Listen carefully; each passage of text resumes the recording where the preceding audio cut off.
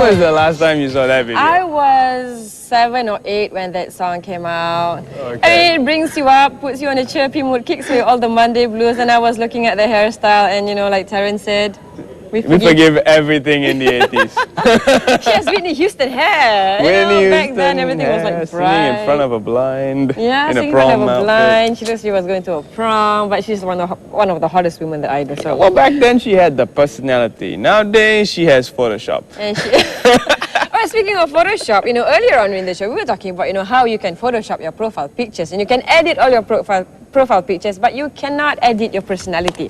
Catchphrase of the day. Stands out like long grass, uncut grass on a field, and it's just a sore sight if you don't have a good personality. Yes. So, I mean, you know, a dude can be like, you know, not really good looking, but you know, if he has a personality that can light up the whole room, You can't stop and take notice. I used to have a type. You have a type. Okay, well, we'll be talking about her type shortly while we counts, talk about personality right now with Murshidah. You know, do you agree you can't edit your personality, Murshidah? Who was bopping along to I Should Be So Lucky? Yes, it's my time.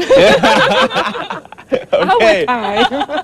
So, what is personality? Yeah, well, when you talk about personality, yes, you're right about people, you know, they shine when they have the right personality. But do you know that personalities are actually in us before we were actually born? What? So we have our personalities in us already. Our personalities is who we really are, all right? And that is what I wanted to talk about personalities today, because as a follow-up of the past sessions that I talked about understanding people, you know, we want love and respect, right? So we want to be able to understand people, and one of them is through personalities. And the last time I mentioned about Florence Littauer's book on Personality Plus, and this is something that I would like to share in today's show, because there are a lot of personality profiling out there.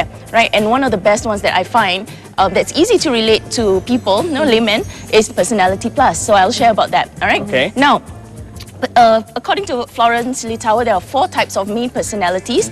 One of them, is the choleric personality. Choleric. Now, choleric, yeah. Okay. The choleric personality is the type of person who's like, they know they're the boss. Right? They know, you can tell that, you know, every child, a child that is like, oh, I want this, and they know that this is something that they want, right? That is a choleric person. Okay. They're naturally bossy. They're also natural leaders. That means if you tell them, look, I'm giving you 5 minutes to do this project, they'll be like, okay, let's do this. You do this, you do this, you do this. They'll delegate the work, right? And they, like I mentioned in the last show, I said, they don't get ulcers, they give ulcers. They're like, they shoot their mouth off without even thinking sometimes, but they don't mean it, because it is something that pop, and then they will forget about it. And the other person who is the opposite of their personality will remember it.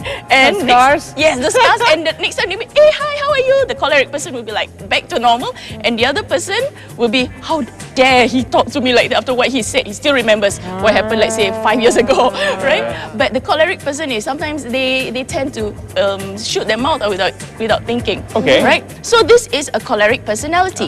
The opposite of a choleric personality is the phlegmatic personality. Phlegmatic. So a lot of times people say if 2 cholerics get together, there'll be war, there'll be divorce, you know, or there'll be fights, you know, there'll be a courtroom, boardroom fights and all that. Kramer against Kramer. Right, but it's not necessarily true if we are aware and we know when certain personalities start to come out, then we know where we are, why we are angry, you know, at a certain point. So the total opposite of a choleric personality is actually a phlegmatic personality. That's the one with the scars. That's the one with the scars, because these people are peace-loving people. They don't like to offend. Canada. They have a lot of friends. Yes. We are the world. We are the children. Yes, Switzerland. They love peace. They like harmony. So if 2 choleric people like start arguing, you know, the phlegmatic person will be like, "Hey, don't fight lah, not nice." You know this. Do you know this person? This is the phlegmatic person. Now, a lot of times there's a joke about choleric and phlegmatics. Phlegmatics are the only ones who will marry cholerics because no one else wants to marry a choleric. Oh, right, that makes sense. So the phlegmatic people are the supporters, right? And they are peace-loving. So they do have their also strengths and weaknesses, right? The phlegmatic's weakness is that they do not take action as fast as the cholerics because they're total opposites. So it's like if you, a phlegmatic person says, okay, I have dreams and goals, but it takes them so long to achieve that dream and goal because they're always procrastinating. Okay. All right. So that's the opposite of a choleric. Now, a choleric cannot be a phlegmatic cannot become a choleric because they're total opposites. But a choleric can become a choleric sanguine, which is another personality type, right? Or a phlegmatic sanguine, or a sanguine choleric, or sanguine phlegmatic. A sanguine is somebody who's like, they get into a room, you know that they are there. Hi, how are you? You know, they're bright, they're colorful, they're noisy, and they're friendly. They're so fun to be with, all right? So these are the sanguines. Bad thing about sanguines is they're so disorganized, right? They see everything in the big picture. You know, if everything is disorganized, they don't see it, right? But the opposite of their personality will see every single thing that is like what is so irritating about this person, because they're messy people, right? I'm a sanguine. High five on that one. I know I'm a messy So that person. makes me a choleric sanguine then. Right. Now you're beginning to see your personality. The other opposite of a sanguine is a melancholic.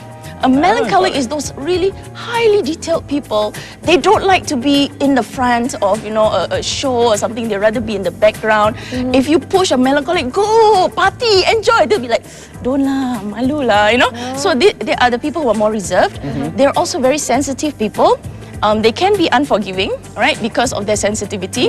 And they're they have very high standards. So they're very, very particular about order. Everything must be in order. Alamak, sengit sikit.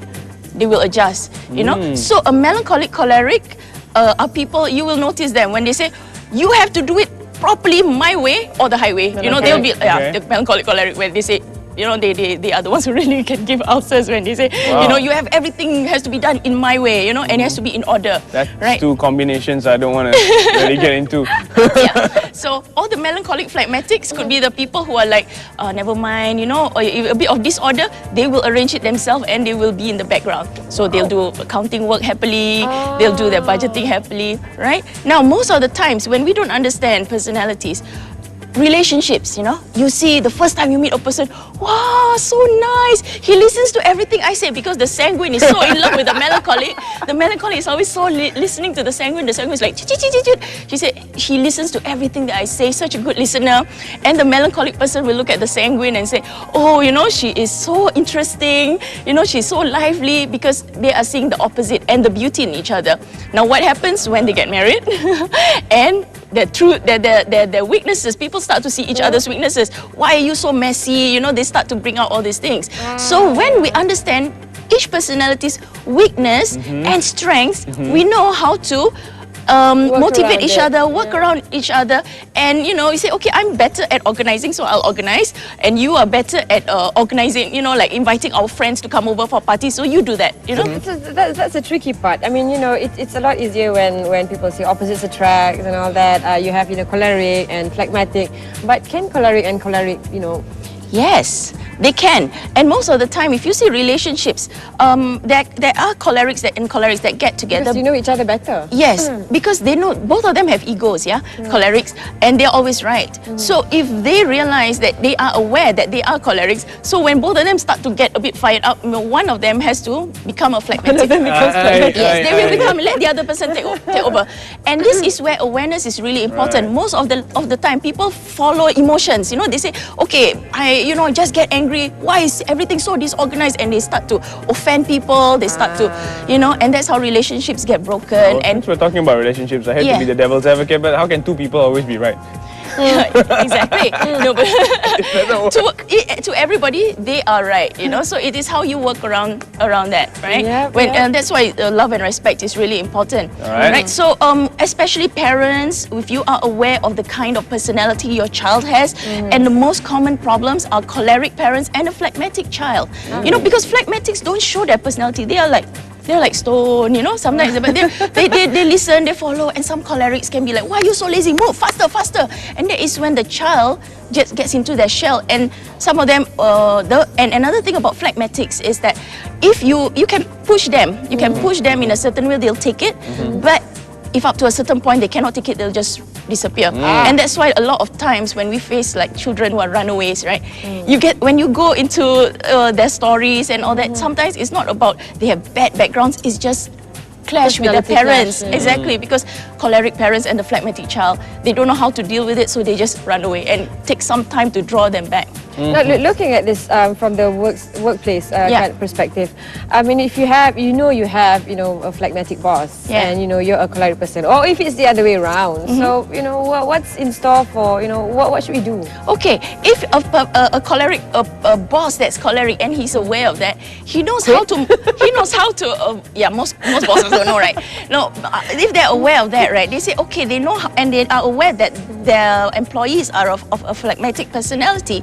They will motivate them through other means instead of going, I give you this, you better do it at this time. You know, you better do it. So with phlegmatics, you have to motivate them in a different way, in a softer way, but they do get motivated, especially when it comes to, you know, something like, we all will be doing it together, you know, imagine the outcome, you know, everybody will be so happy, we'll be having a party after this, you know, like a very something peaceful phlegmatics would want, but you don't push them, whereas a choleric person will be like, oh yes, you give me five minutes to do this, I'll do it, man, you know, just to show that, right? So if it's the other way around, if a phlegmatic boss, now phlegmatics, when they are put in leadership positions, sometimes they find it stressful, but if they do take on that position, they take it with responsibility, right? And they are very, very good bosses because they like harmony, right? To make sure that people are happy. So if phlegmatic bosses, they also know that they have to set deadlines for themselves, and they have to pursue, they have to fulfill it because other people are depending on them. So when that happens, they say, okay, because I want harmony, people depend on me, I will do this,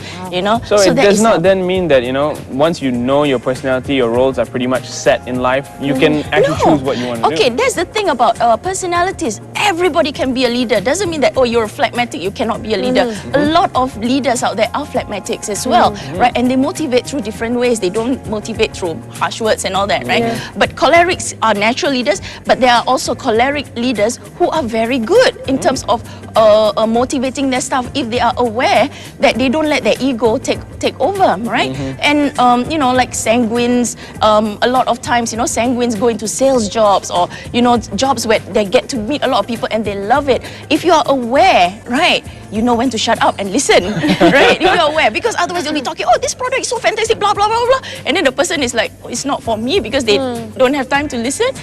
And then after, hey, why you never buy, you know? So it's important to be aware of your personality and be aware of the other person as well. Interesting, very interesting stuff. You know? Looking at so this you from the pretty much analyze your type now. Yeah, of course. Yeah. And, you know, of course, you know, getting to know myself better, choleric, type. sanguine. You know, sometimes people can be scared if another person is more dominant than the other, and some people actually like to be led. So how do you make this work, you know, when it comes to relationships? Yeah, like phlegmatics, for example, they love to be led, right? And I'll share something about myself. I'm a very strong choleric and a very strong sanguine, higher sanguine, no?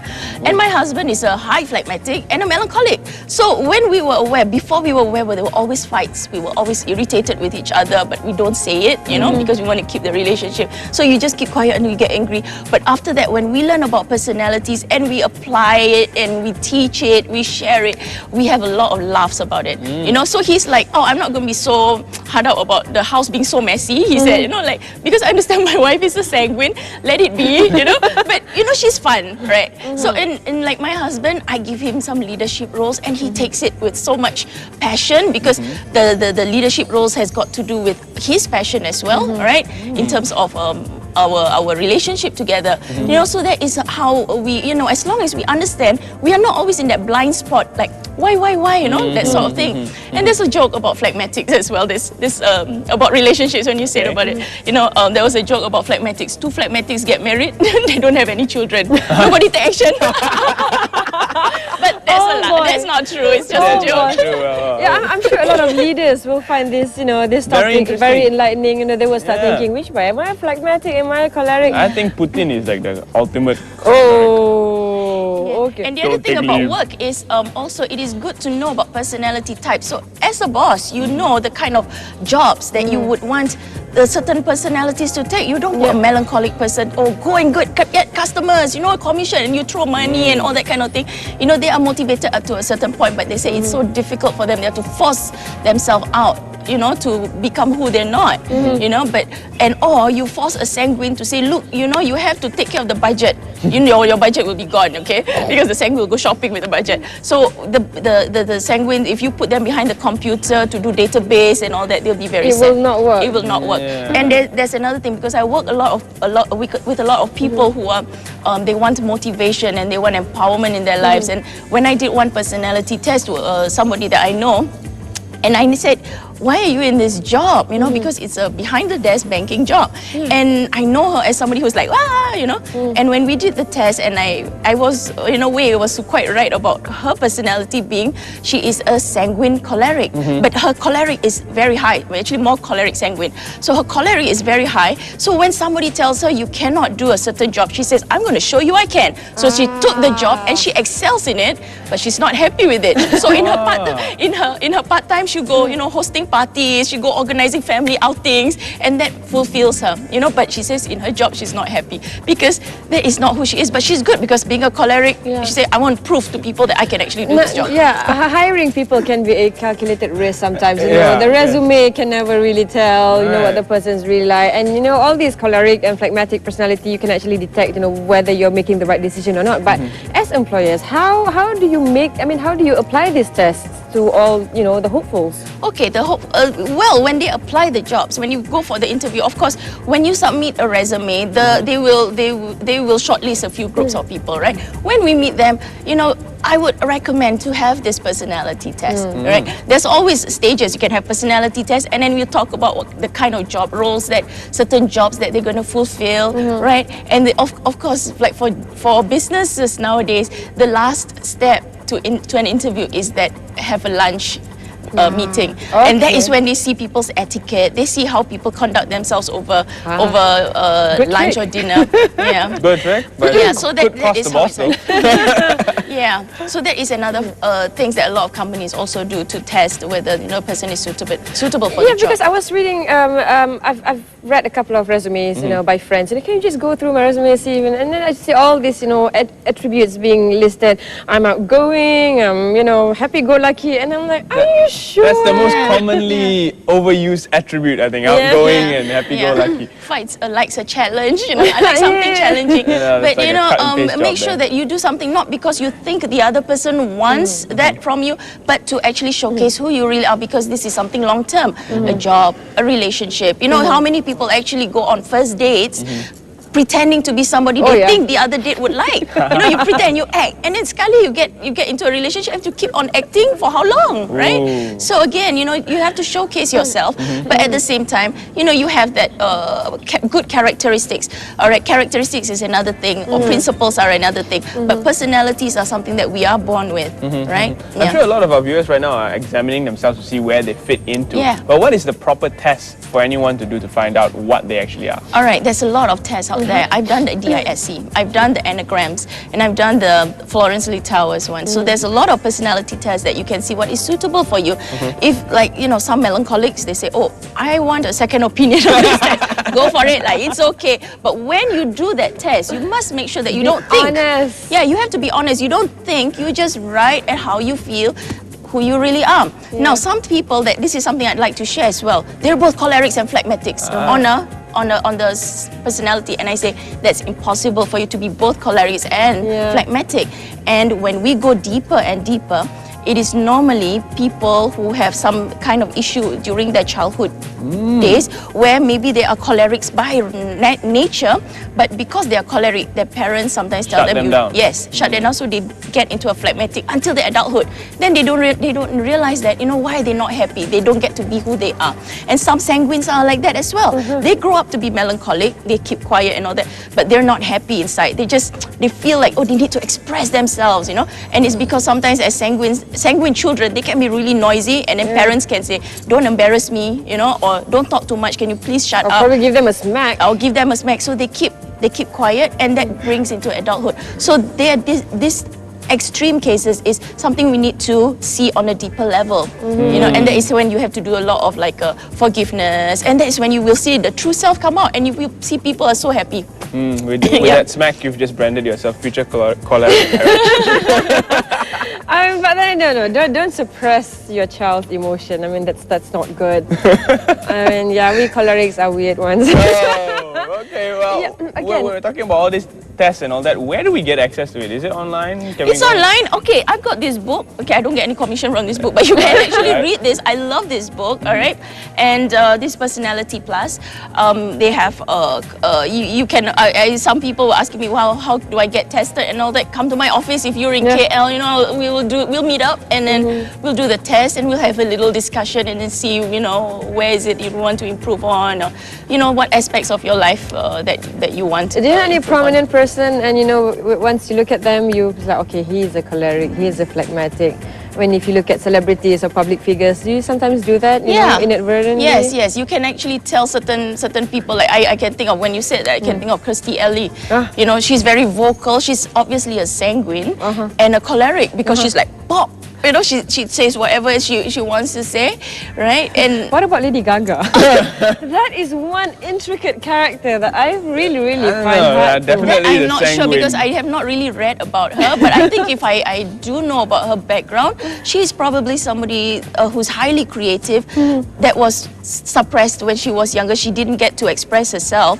So when she gets into adulthood and she's given the freedom to express herself, that's when she really expresses herself. She is, to me, a very highly creative person, right? A highly creative person, right? There you go. It takes a creative person to stay in an egg. Yeah, well, to stay in an egg, walk on those shoes, any one of the above. Thank you very much, Murshidah, for joining us this morning. It's been fantastic. What are you? I think I'm a sanguine because I know I'm a very messy person. We're going to be right back. Yeah, we're going to be back. Stay with us. We've got more lined up, so... Yep, don't go anywhere. We'll be right back after this.